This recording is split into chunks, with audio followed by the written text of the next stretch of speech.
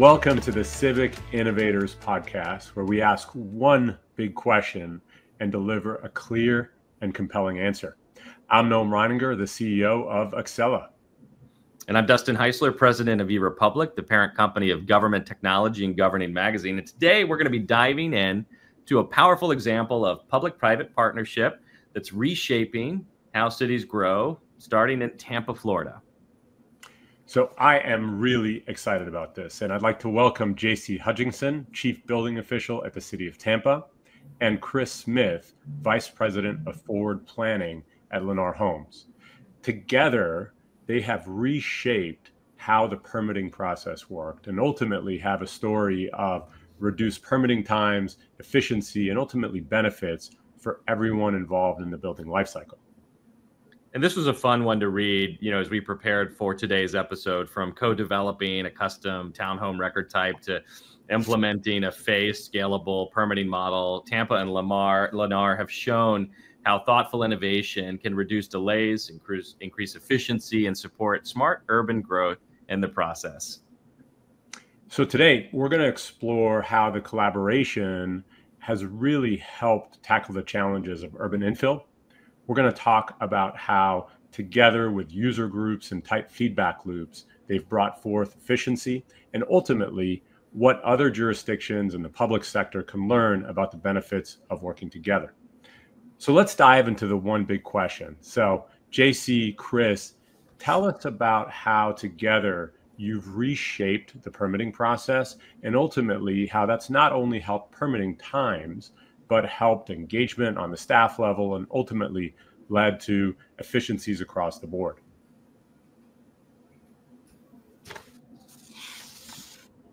JC, let's start with you. All right. I think that's a good question. It's really at the core of what we're trying to do here with the City of Tampa. The collaboration between public agencies and private agencies are essential because it helps both sides see the full picture. What cities need to protect, what builders need to deliver. It's not always about going faster, but it's the designing a system that reduces guesswork. I think Lennar and all home builders agreed consistency is where they want to be. If they submit a project and they get X amount of comments one time and Y amount of comments the next time, they're like, well, what happened? It's the same projects. It's the same footprint, same thing. So we want to be able to provide that consistency. And to get those expectations up early. If we say at the beginning, hey, this is what we need to see. We need a site plan. We need X. We need Y. It makes it easier than going through the permit. And as the permit's being reviewed, now we're saying, oh, forgot to mention you need X and Y. Now they're like, well, why didn't you tell us at the beginning? So working with Lennar, being able to have kind of a private group kind of kick the tires on some of the stuff we're trying to do, to get that initial feedback, because if we roll it out to full production, stuff's not quite working out. And it's like, well, hey, we've kind of had a guinea pig that has allowed us to submit some stuff to them to say, hey, we're in the production, we're in sub. You guys go through and kind of tinker with it. Let us see how you're feeling about this process, and then hopefully getting a better product that everyone understands. That's great. And so really involving the Lennar team early in terms of testing and feedback and standardization. Chris, how's things worked from your end in terms of getting a better process together? Yeah, so what's nice about being a pilot with City of Tampa or any municipality is we do such great volume, and we have great feedback from other municipalities, and we can try and work together with City of Tampa to kind of create a best processes of, hey, there's something that Manatee County did really cool with Accela. Let's see if we can implement that with City of Tampa. But really, it's just everyone dreads permitting. It's not an enjoyable thing to anybody, but collaborating together and having the mindset of just kind of creating some simplicity to permitting, whether it's for local residents or for making a more efficient process for the building industry together, whether it's a production or a custom builder or a homeowner that just wants to tear down and rebuild or add an addition. And Accela has been a great platform for that.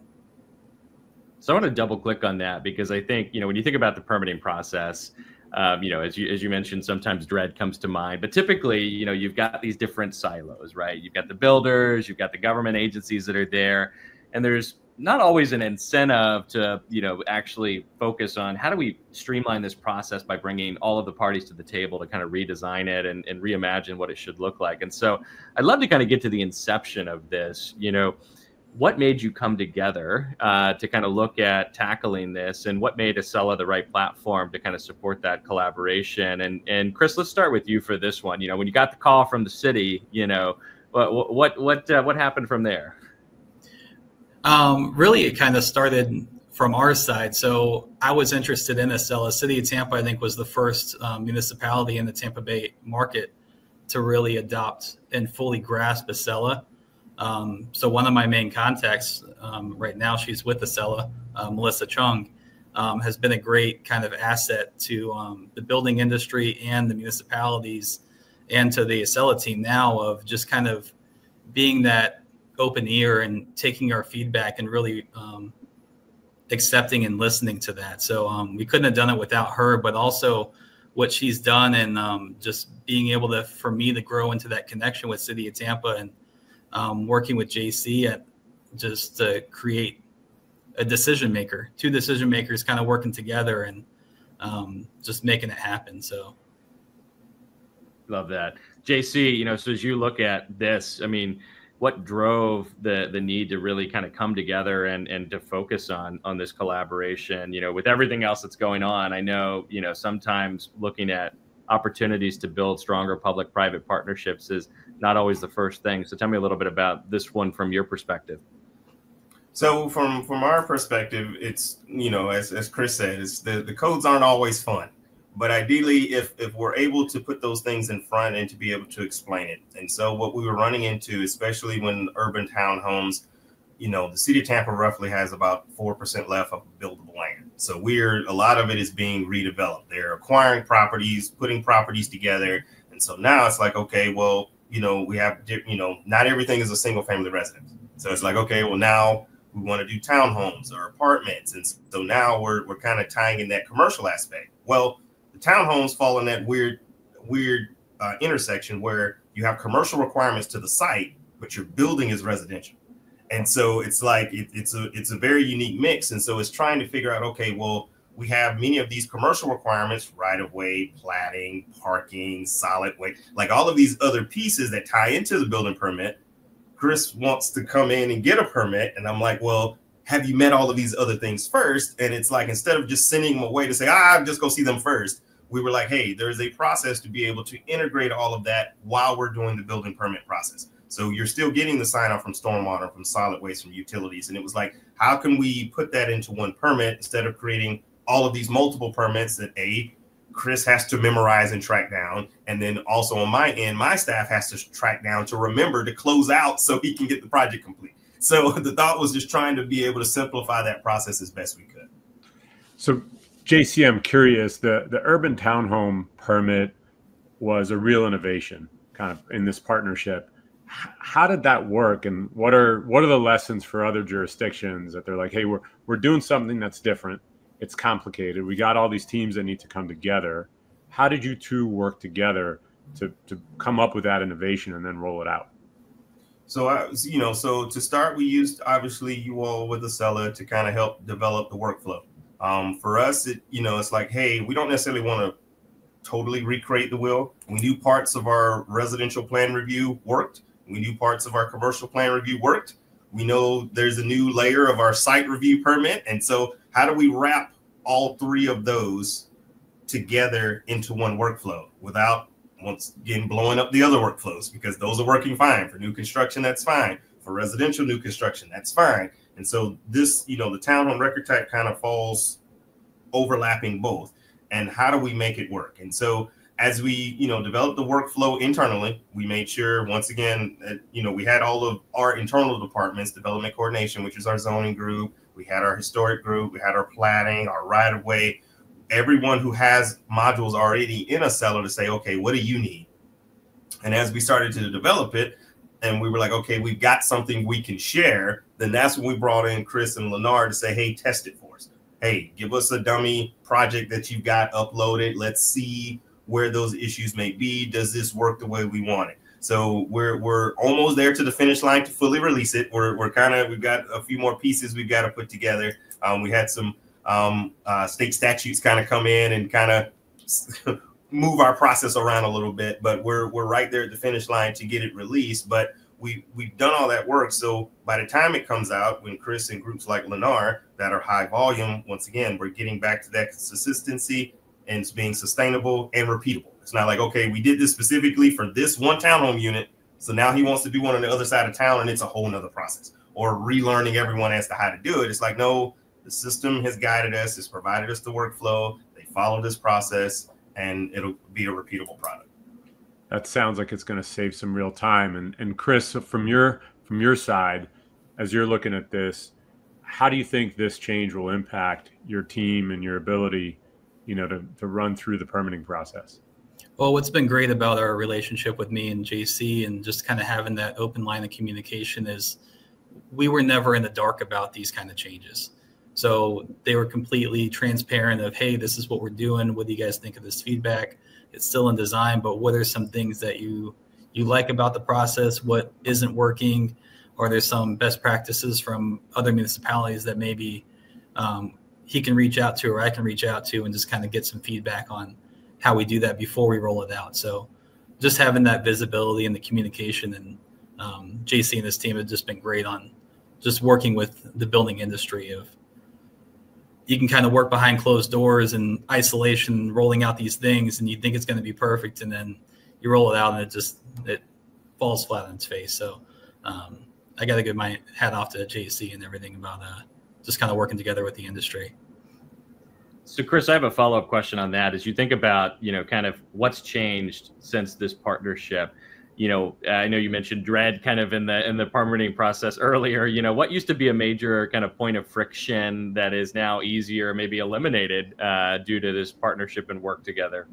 Yeah, ever since Accela kind of came online, prior to Accela, I should say, there was little transparency or visibility into where our permits sat. So we relied heavily on permit services, couriers to go out there, meet with the coordinators out in the front desk and, hey, where is this permit at? I need to get this rushed through. Having that full visibility now to the processing status of each permit, inspection results getting live versus you get a little red tag that gets put in the permit box and maybe the rain knocks down the permit box and now you don't know if your inspection passed or denied. Just having that visibility and that line of communication also with the plans examiners of, there's been a comment on your plans. Now you can reach out to the examiner directly versus trying to figure out who the examiner was, where their phone number is. Now you can just chat with them through Accela. So having that visibility has really kind of improved our accuracy on planning our forecast. So are we hitting our starts? Are we not? Just understanding the review times of staff and understanding the due dates and the KPIs that they have in place, just to be able to know, like, hey, I got to submit this permit now in order for us to start this home later on. So sounds like a lot of improvement and great transparency. It is, yeah. Yeah. So JC, if we bring it back to you, so your team processes nearly 27,000 permits a year. That's a tremendous amount. And I'm curious, tell us about the measurable improvements that you've seen. Chris mentioned KPIs, et cetera. So what have you seen in terms of success internally? So a lot of it, kind of to Chris's comments about, we want to make sure we're getting a quality product in, and getting that quality product in makes our process easier. So just from us starting this last year and adding for additional information, what we call a sufficiency check, we've been able to improve our plan review times by 30%. We went from about 80 days on average during the fiscal year down to about 59. And we were able to do that because now we're like, okay, listen, we had to draw that line. We used to just accept everything. And it was like, great, and we want to help you with the QA, QC. But now, and as Chris knows, you get those review cycles and those start adding up. But it's like, well, no, if you hold a higher bar coming in, we use our system to collect more information. Tell us on the permit, as they're filling it out, hey, how many units are you adding? So then, hey, if we know that unit triggers something in development coordination, we're not sending you a comment before that happens. You said, like, you already know, okay, oh, I've got 60 units, I must do this, or I have this many buildings, I've got to do that. Before it was like, well, we'd have to take it in, then get that information from you, and that's another cycle. So ideally, the more information, some people don't like as much information as we ask up front, but there's usually a reason. It's tied to something, it's tied to a query, something that we can pull and have that information. And so we've been able to do that. And as I mentioned on the reduction of review cycles, our aim is to be about 2, because ideally once you hit the 3rd, that's when we charge our resubmittal fee. We're right around 3.5. We're trying to continue to get that lower, because the more information we're getting up front, leveraging the technology through ePermit Hub and the things that we have now for a digital plan room. Like as Chris mentioned, some of that technology, when you can see exactly where the plan review comment is, you're not guessing, oh, well, this is on page A102, I think. No, it's bubbled, it's pointed, there's a direction, and we're providing you what the code violation is, so you know exactly what that is, and you're not guessing, you're not trying to figure out what that is. So that efficiency on both sides for staff to tell you exactly where the problem is, so then the developer can get with their architect or engineer to get those corrections. They know exactly where to go. So a lot of those efficiencies, especially on our commercial new construction, has definitely been beneficial. That's amazing. It's clear that you've not just transformed the process, but you've really transformed the experience for both internal, stakeholders and the external stakeholders that are relying on this. So pretty incredible work. So as you think about others that want to recreate this, right? If you could kind of go back, and this is one I want to get you to both weigh in on and give advice to cities and other builders that are out there who want to build what you have built. They want to do what you are doing, but are starting from scratch. What advice would you give them? Where do they start? What are the learnings that you've kind of had along the way? What would you advise them? Chris, I want to start with you for this one. So one thing that's helped a lot is just kind of in the beginning, looking at a design that helps the residents as well as something that helps the builders separately. So one thing that we've done is we kind of have a separate developer review if it's a master planned or master PD community versus an infill home site, because the infill home sites, they're going to need a little bit more attention on the zoning stuff, something where we already have pre-approved construction plans, drainage plans. It's going to help the efficiencies of the local government and the reviewers being able to go through that kind of review versus mixing in together with an infill piece or a pool permit or a re-roof, just kind of taking them out of that zone where they're able to accomplish that 27,000 permits a year, just maximizing the efficiencies of it. Yeah, I love that. JC, for other cities that want to be like Tampa, what should they do?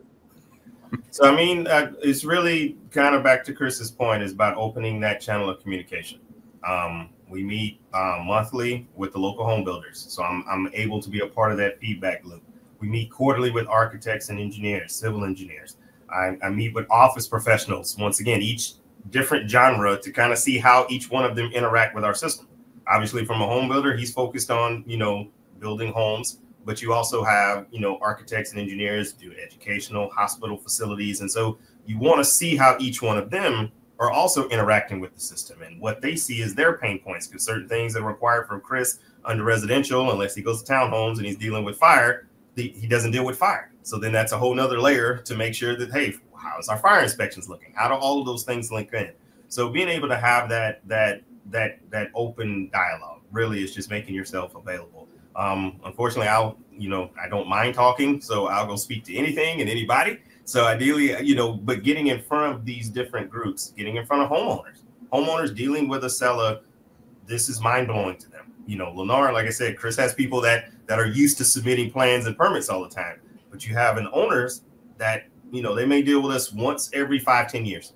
They're not dealing with us as often as Chris may be. And so once again, that's another genre. We got to make sure, hey, how are we approaching the owners and how do they deal with it? If they want to get a permit, how do we make it? We get all the information similar to what we need from Chris's group, but also from them as well. And how do we not make it too technical and too much jargon that they're like, I'm going to not necessarily do the work illegally, but just like, I don't know how to fill this out. I don't know what to do. And so for us, that was really with us about starting the conversations with those different groups, going to neighborhood associations, just really trying to feel with anybody who may touch Accela, because that's our permitting system. How do you interact with it? How can we make it better? JC, that's a tremendous focus on the end customer. And so let's take it back all the way to the beginning of the big question. And we'll start with you, JC, first. What's this public-private partnership taught you about what's possible when you come together to reshape government processes? And it's really agreeing that it's a partnership. Now, granted, I'm the City of Tampa, and yes, but I depend on much as Lennar and other home builders as they do on me. Like if they don't come to get permits from me, I don't have a job. So I think it is a partnership. Like we have to work together, and it's about having a shared outcome. Everyone wants safe buildings, everybody wants strong neighborhoods, and everyone wants fewer delays, because as we know, time is money. I hear it all the time, and every meeting I'm at, everyone understands that any delay can have a financial impact. And so we're trying to just really say that permitting is not a bottleneck. We're trying to be, we are regulators, but there's a limit and there's a lane for that. And so to be able to have that and to make sure that we're making everything code compliant. So, we want a permitting system that's adaptable, intentional, and can move, as needed. It's not like, oh, it's here and then it's set here for years and years and there's nothing we can do about it. If there's a new technology coming down the pipe, if there's something, hey, we need to incorporate that into our permitting process. Great. We're nimble enough. We can reach out to Accela. We can reach out to our consultants to help us re-script it if we need to, help us come up with the workflow like we've done for the town home record type. So it's just being able to have that partnership and understanding those shared outcomes and shared goals. That's great. And Chris, how about for you? What's the partnership taught you in terms of what's possible? I think it's just been great to have that relationship together with the public sector, and just building that relationship, being able to take some positive criticism or constructive criticism back on, hey, what can we do to help the city be better? Of what do our plans look like? Is there consistent comments you guys are getting from each plan review that I can go sit down with our architect and fix it all in 5 minutes, versus we got 40 other permits in the queue right now that are in review that you guys are going to have to deny. So what can I do to help go back and fix that on the architect and engineer level, versus waiting for everything to happen? So JC can text me or whatever it is, like, hey, we're having issues in this community or whatever it is, and we'll get right on it. So it's really helped us even outside the permitting, but just, hey, there's an issue coming on over here, being able to reach out directly to Lennar Homes and making a change right now, versus his inspectors going to a construction manager goes to their boss and they don't know where to take it. So. Wow. Well, your collaboration is truly inspiring. I can feel it coming through the screen. And, that's a wrap for today. I want to thank you, JC and Chris. This was a wonderful conversation with a lot of really good real world lessons. And I Thanks think for the opportunity. Yeah. All right. It's been inspiring to see too how you come together to build more immersive, kind of dreadless experiences as it relates to the permitting process. So really appreciate you sharing it with the wider government technology community, and it shows the art of the possible. So I hope others have been inspired by what this public-private partnership has been able to do. And for all our listeners, if you liked the episode today, please don't forget to subscribe and share with your network. Thank you again. Very much appreciate your time. And don't forget to visit Accela.com/podcast for more stories, resources, and insights. Take care and talk soon.